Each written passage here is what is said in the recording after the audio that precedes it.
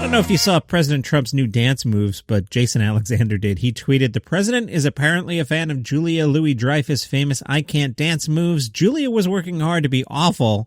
I feel like these are his best moves." Kathleen Madigan is upset that Coke is sunsetting the Tab brand.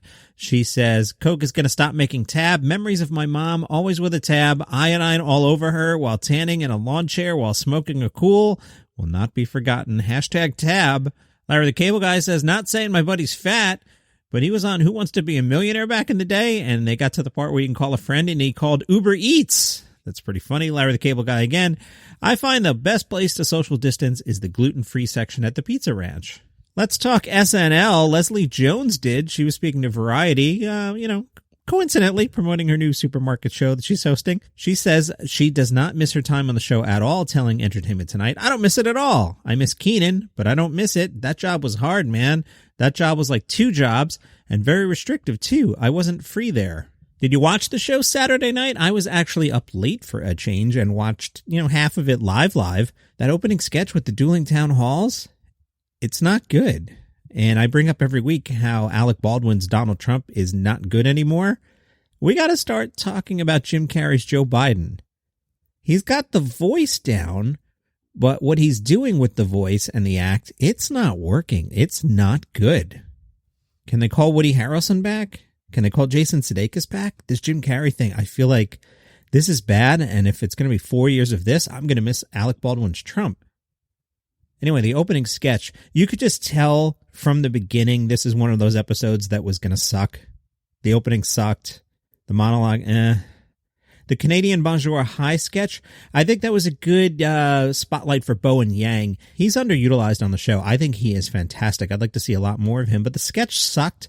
The news was pretty good, but you could tell that Jost and Che kind of felt that the audience was flat that night, and the rest of the episode sucked. There was one sketch in which Issa Rae played a lawyer for the NAACP, being interviewed by talk show host Kenan Thompson on Your Voice Chicago. When asked about the upcoming election, Rae's character responded that she would be voting for everybody black.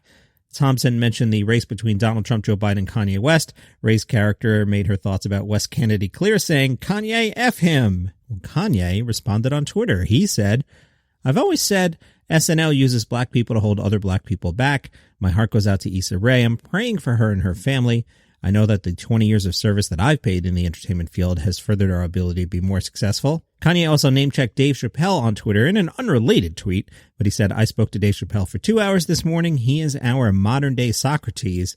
This week's host on SNL will be Adele," and she said, "Bloody hell, I'm so excited about this, and also absolutely terrified." She did this on Instagram. "I've always wanted to do it as a standalone moment so I could roll up my sleeves and fully throw myself into it, but the time has never been right. But if there was ever a time for any of us to jump headfirst into the deep end with our eyes closed, hope for the best, it's 2020, right?"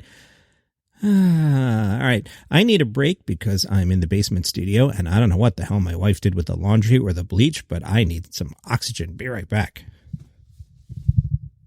Wow, it is like a poison factory down here today. Hey, did you see the Die Hard commercial? In this, Bruce Willis reprised his iconic role of John McClane.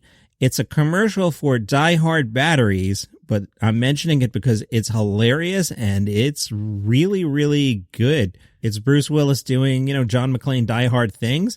Argyle from the first movie actually makes an appearance. And, stuff blows up and batteries are involved. Bruce Willis says, "I've never done any sort of commercial with the John McClane character, but Advanced Auto Parts brought an idea to integrate Die Hard the battery into the Die Hard story through a short film that's authentic to McClane and both brands." I love that. That's authentic to McClane and both brands. Come on, man. It's good, but that is such a press release statement.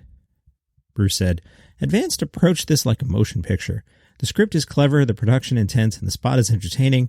This is what Die Hard fans expect. I think they will dig the Die Hard mashup." It is good, but that's still press releasey. Jeff Dunham is taping a new comedy special, this one Thanksgiving themed. The special, which features, quote, "no politics," according to Jeff Dunham, will be performed for audiences of 100 people in Malibu, California. Remember when Dunham was the hot comedian? Is that 10? No, it's got to be more than 10 years ago now. 12, 13? It'll be taped at an undisclosed location, October 27th and 28th. Stephen Colbert will be hosting another live election night special on Showtime. This one is called Stephen Colbert's Election Night 2020, Democracy's Last Stand, Building Back America Great Again Better 2020. It's his second election special. He did the other one in 2016.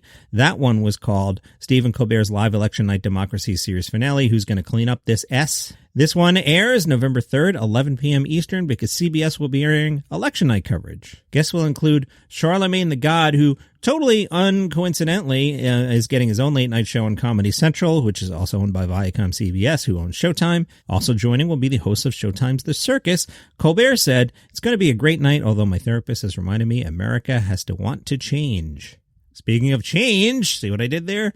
Tracy Morgan's show is getting some changes. The Last OG is coming back to TBS for a 4th season, but Tiffany Haddish will not be back. You know The Last OG. It stars Tracy Morgan as an ex-con who paves a new path after being released from a 15-year prison stint. Tracy allegedly said, let me know if you think this is something Tracy Morgan actually said. Tracy allegedly said, "I am so excited that we get to make another season of The Last OG.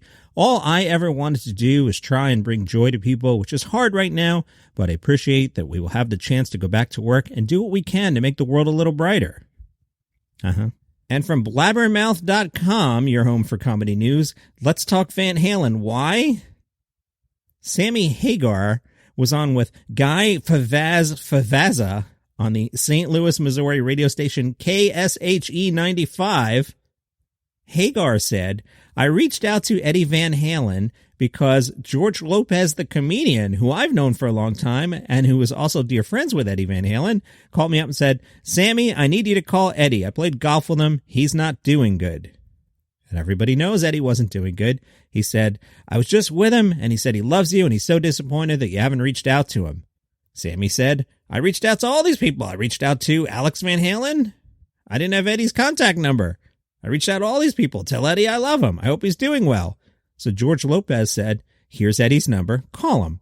And as Sammy tells the story, I call him, and Eddie said, "What took you so long?" That's your comedy news for today. You can subscribe on Apple Podcasts, please do, or Google Podcasts. Follow on Spotify. We're also on Amazon and Pandora. DCN Pod is your Twitter handle, facebook.com/Daily Comedy News. Would love to hear from you. See you tomorrow.